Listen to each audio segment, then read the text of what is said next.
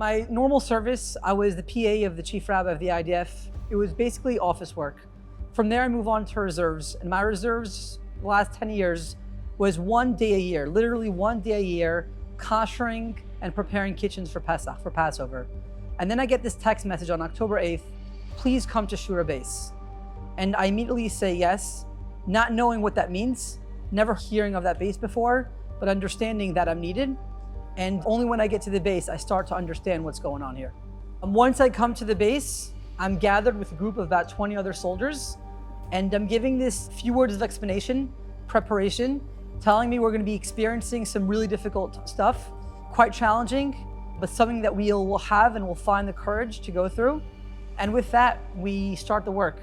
And the work basically literally starts with opening containers, each one holding tens of bodies and at times body parts. Our job was to take those bodies and bring them into the building and to support the CSI teams and the dentists and the medical teams that were here and are responsible for identifying the bodies and then preparing them for burial. Prior to October 8th, I had never seen a dead body in my life. Although I'm a rabbi and some rabbis are involved in Chevra Kadisha, I was never involved. And my first meeting with death is when I open this container. These are big, massive shipment containers. And I open and the first thing I see is just legs, just staring right at it. And then I walk into that container and it's pretty dark. And the smell, although it's still very fresh, the smell hits you. And then I walk in and I just look to my right and I see a kid basically staring at me. And then I have to start lifting those bodies and placing them on stretchers. And I remember there was 3 levels in those containers, and I always defaulted to the middle one because it was literally just a case of taking the body and quickly placing on the stretcher, and that's it. But before I know it, we finished the whole middle level and now have to lift those bodies from up top.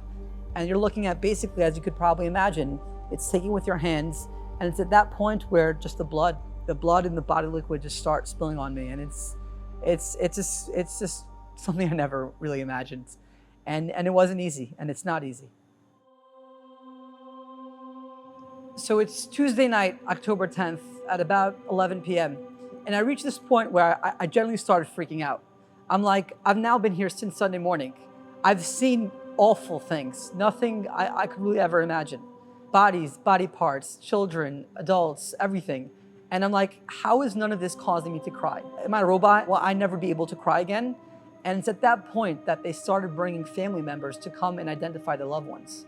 And I felt like this is it. This is the opportunity for me to see if I'm ever able to cry again. And I asked my commander permission to be one of those soldiers who basically places that body in this room and invites the family members to come inside. And he gives me that permission, and I remember going. And I place the body inside the room, and I step out, and the family starts coming in. And I won't forget those few moments as you see the family stepping in. And in my mind, there's like complete silence. But the reality was there was chaos around, but I was so focused on the family. And they step inside, and then you wait those few seconds, and then suddenly you hear that it's like a scream, it's a screech, it's a cry. And with that, that's when I just burst into tears. And that was the first of many times. Almost every day, working here is not easy. But that moment when you understand what the family is going through right now. You understand what the family is seeing. The images sometimes were extremely difficult. And to understand what they're going through, seeing the families, being here and hearing those voices, you do the best you can. You understand that the faster you work, the faster you're able to identify those bodies, the sooner you'll be able to give that family the awful news, but that closure and that understanding that their loved one was actually found. And he's not missing, he's no longer missing. He's not a hostage, he's not in captivity. And that's it. It is now time, unfortunately, but it is now time to bury him. And we did everything we possibly could to make that happen. But we were limited. There are many ways to identify a body, including personal identification, fingerprints, CAT scan through teeth. And unfortunately, as the nature of war is that many times we were unable to identify with these ways. And it is only through DNA that we're able to identify. And these things can normally take many, many hours. You wouldn't always have the ability to have these machines. And could you understand what that means for a family? They've gone through so much. They've lost their loved ones. And now they have to wait many more hours, and they just have no idea what's going on.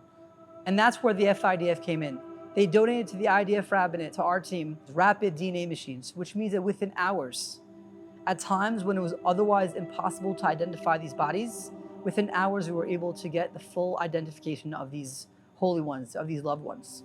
And with that, many, many hours before they would otherwise get that information, the families were able to finally come and have that closure, that difficult, that awful understanding that they've lost their loved one. You see, this building that was built here just 4 years ago is a very impressive building. It's got 244 morgue spaces. Under normal circumstances, this would be more than enough. 244 spaces. Unfortunately, the reality on October 7th was awful, was unimaginable. And this entire massive space becomes a holy land, becomes a space where bodies of soldiers are placed here because there's literally no other place to put them in. The whole entire building was packed, and that led to this whole entire outside part being packed. And I mentioned these containers. There's not one, there are over 20 of these shipment containers, and this whole entire space, and trucks. And the reality on October 7th was just something that no one could really imagine. I had friends that asked me, like, what was it like the first few days? And I told them, when you see this massive Shoko truck, what crosses your mind?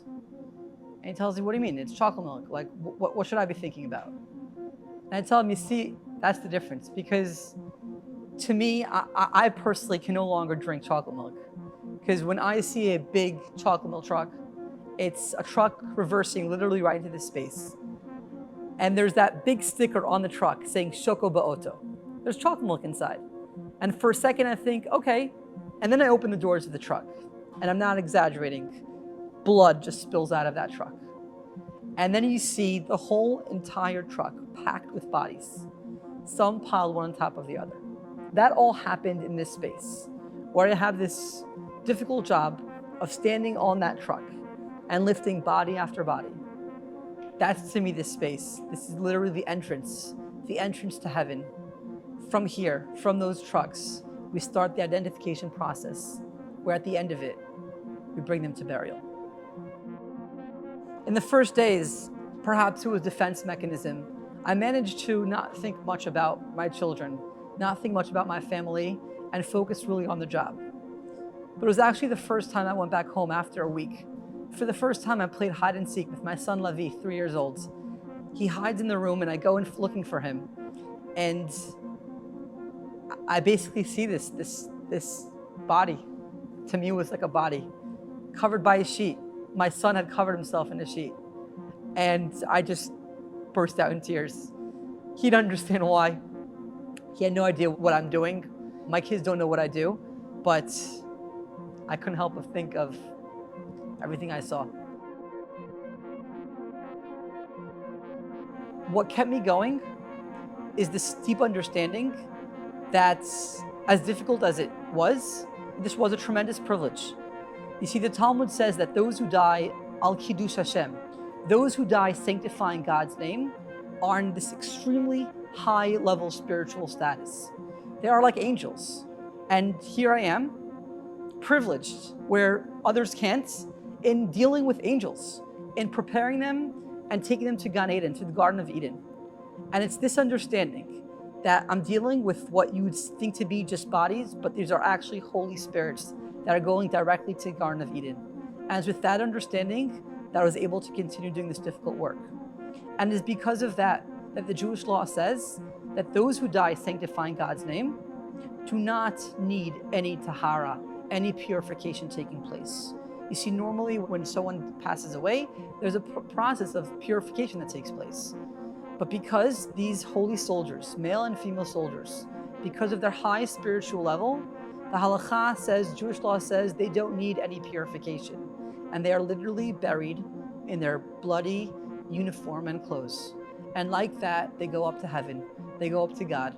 And the Shach, one of the commentators, explains Le'orer chema, to remind God, to remind Hashem, look at your sons and daughters. Look at how they were brutally murdered. Bodies were destroyed. And we beg through them to Hashem, to God, to please help us in these difficult and challenging times.